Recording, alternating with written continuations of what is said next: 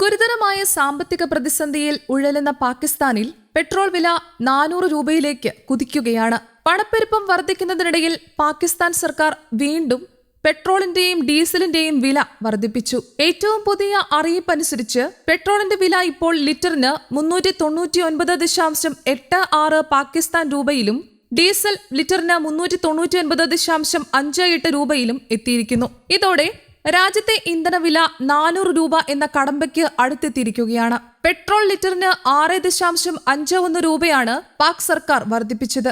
എന്നാൽ ഹൈസ്പീഡ് ഡീസലിന് ലിറ്ററിന് 19.39 രൂപയുടെ വൻ വർധനവാണ് വരുത്തിയത്.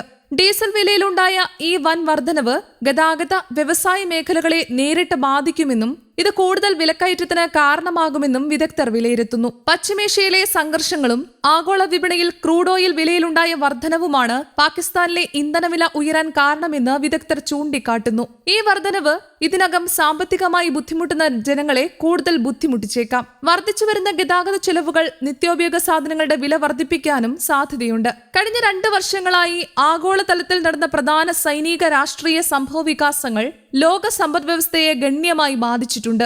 വലിയ രാജ്യങ്ങൾ തമ്മിലുള്ള സംഘർഷങ്ങൾ, പ്രത്യേകിച്ച് പശ്ചിമേഷ്യയിലെയും അന്താരാഷ്ട്ര ശക്തികളിലെയും വൈരുദ്ധ്യങ്ങൾ എണ്ണവിലകളിലും വ്യാപാര രംഗത്തും വലിയ മാറ്റങ്ങൾ സൃഷ്ടിച്ചു. ഈ സാഹചര്യങ്ങൾ ഏറ്റവും കൂടുതൽ ബാധിച്ച രാജ്യങ്ങളിലൊന്നാണ് പാകിസ്ഥാൻ. ഇക്കാര്യങ്ങളെക്കുറിച്ച് അടുത്തിടെ പ്രധാനമന്ത്രി ഷഹബാസ് ഷെരീഫ് നടത്തിയ പ്രസംഗത്തിൽ വിശദമായ വിലയിരുത്തലുകൾ ഉണ്ടായിരുന്നു. അദ്ദേഹത്തിന്റെ അഭിപ്രായത്തിൽ അമേരിക്കയും ഇറാനും തമ്മിലുള്ള സംഘർഷം നേരിട്ട് പാകിസ്ഥാനിൽ യുദ്ധമോ അക്രമമോ ഉണ്ടാക്കിയില്ലെങ്കിലും അതിന്റെ സാമ്പത്തിക പ്രത്യാഘാതങ്ങൾ രാജ്യത്തെ ഗുരുതരമായി ബാധിച്ചു. ലോകത്ത് വലിയ ശക്തികൾ തമ്മിൽ സംഘർഷമുണ്ടായാൽ അത് ലോകവ്യാപകമായി പ്രതികൂല ഫലങ്ങൾ ഉണ്ടാക്കാറുണ്ട്. പ്രത്യേകിച്ച് ഊർജ്ജ വിപണി അതിന് ഏറ്റവും വേഗത്തിൽ പ്രതിഫലിക്കുന്ന മേഖലയാണ്. പാകിസ്ഥാൻ പോലുള്ള രാജ്യങ്ങൾ വലിയ തോതിൽ ഇറക്കുമതി ചെയ്യുകയാകുന്നതിനാൽ അന്താരാഷ്ട്ര വിപണിയിലെ എണ്ണവിലയിലെ ഉയർച്ച നേരിട്ട് അവരുടെ സാമ്പത്തികാവസ്ഥയെ ബാധിക്കും. ഈ പശ്ചാത്തലത്തിൽ ഇന്ധന ചെലവുകൾ പെട്ടെന്ന് ഉയർന്നത് പാകിസ്ഥാനെ വലിയ സാമ്പത്തിക സമ്മർദ്ദത്തിലാക്കി. പ്രധാനമന്ത്രിയുടെ കണക്കുകൾ പ്രകാരം ഈ സംഘർഷങ്ങൾക്ക് മുൻപ് പാകിസ്ഥാന്റെ എണ്ണ ഇറക്കുമതി ചെലവ് ഏകദേശം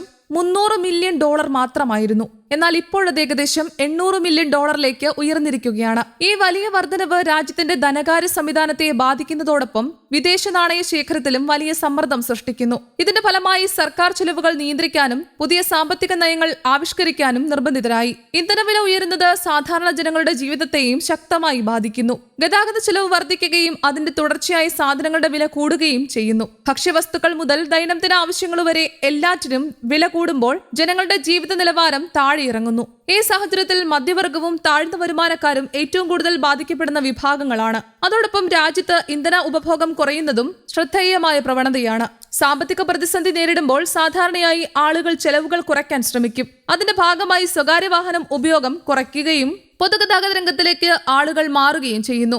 ഇത് സമ്പദ്വ്യവസ്ഥയിലെ മന്ദഗതിയുടെ സൂചനയായി കണക്കാക്കപ്പെടുന്നു. ഇത്തരം വെല്ലുവിളികൾ നേരിടാൻ പാകിസ്ഥാൻ സർക്കാർ വിവിധ നടപടികൾ സ്വീകരിച്ചിട്ടുണ്ടെന്ന് ഷഹബാസ് ഷെരീഫ് വ്യക്തമാക്കി. സാമ്പത്തിക അവസ്ഥ നിരീക്ഷിക്കാൻ പ്രത്യേക ടാസ്ക് ഫോഴ്സ് രൂപീകരിച്ചിട്ടുണ്ടെന്നും അവർ ദിനംപ്രതി അവലോകനം നടത്തി ആവശ്യമായ നിർദ്ദേശങ്ങൾ നൽകുന്നുണ്ടെന്നും അദ്ദേഹം പറഞ്ഞു. ഇതിലൂടെ പ്രതിസന്ധി നിയന്ത്രണ വിധേയമാക്കാനുള്ള ശ്രമങ്ങൾ ശക്തമാവുകയാണ്. സാമ്പത്തിക പ്രതിസന്ധിയോടൊപ്പം തന്നെ സമാധാനം ഉറപ്പാക്കുന്നതിലും പാകിസ്ഥാൻ സജീവമായി ഇടപെടുന്നുണ്ട്. പശ്ചിമേഷ്യയിലെ സംഘർഷങ്ങൾ കുറയ്ക്കാൻ രാജ്യാന്തര തലത്തിൽ നയതന്ത്ര ശ്രമങ്ങൾ ശക്തിപ്പെടുത്തിയിരിക്കുകയാണ്. വിവിധ രാജ്യങ്ങൾ തമ്മിലുള്ള പ്രശ്നങ്ങൾ സംഭാഷണത്തിലൂടെ പരിഹരിക്കാൻ പാകിസ്ഥാൻ പിന്തുണ നൽകുന്നുവെന്നും അദ്ദേഹം വ്യക്തമാക്കി. ഈ സാഹചര്യത്തിൽ നടന്ന പ്രധാന നയതന്ത്ര ചർച്ചകളിൽ ചിലത് ഏറെ ശ്രദ്ധേയമായിരുന്നു. ഏപ്രിൽ 11 നടന്ന ഒരു നിർണായക കൂടിക്കാഴ്ച ഏകദേശം 21 മണിക്കൂർ നീണ്ടുനിന്നു. ഇത് സമാധാന ശ്രമങ്ങളുടെ ഭാഗമായി നടന്ന ഏറ്റവും ദൈർഘ്യമേറിയ ചർച്ചകളിലൊന്നായി വിലയിരുത്തപ്പെടുന്നു. ഈ ചർച്ചകളിൽ പാകിസ്ഥാൻ പ്രധാന പങ്കുവഹിച്ചു എന്നും പ്രധാനമന്ത്രി പറഞ്ഞു. ഇതിനു പുറമെ അബ്ബാസ് അരാഗ്ചി എന്ന ഇറാൻ വിദേശകാര്യമന്ത്രി പാകിസ്ഥാൻ സന്ദർശിക്കുകയും ചെയ്തു.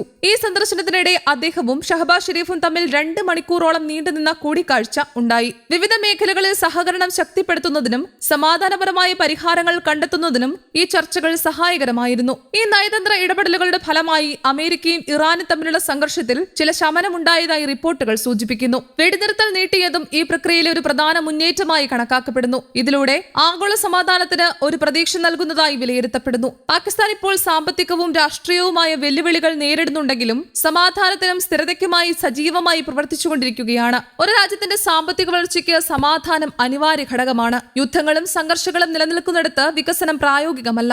ഷഹബാസ് ഷെരീഫിന്റെ സന്ദേശം പ്രതീക്ഷ നൽകുന്നതാണ്. പ്രശ്നങ്ങൾ ഉണ്ടായാലും കൂട്ടായ പരിശ്രമം കൊണ്ടും സമാധാന ശ്രമങ്ങൾ കൊണ്ടും അവയെ മറികടക്കാം. ലോകം പരസ്പരം ബന്ധിച്ചിരിക്കുന്ന ഒരു വ്യവസ്ഥയാണ്. ഒരു ഭാഗത്തുണ്ടാകുന്ന പ്രശ്നം മറ്റിടത്തും പ്രതിഫലിക്കും. അതിനാൽ രാജ്യങ്ങൾ തമ്മിലുള്ള സഹകരണം, സംഭാഷണം, സമാധാനം എന്നിവ കൂടുതൽ ശക്തിപ്പെടുത്തേണ്ടതിന്റെ ആവശ്യകതയാണ് ഈ സംഭവങ്ങൾ ഓർമ്മിപ്പിക്കുന്നത്. News desk, Kerala Kaumudi.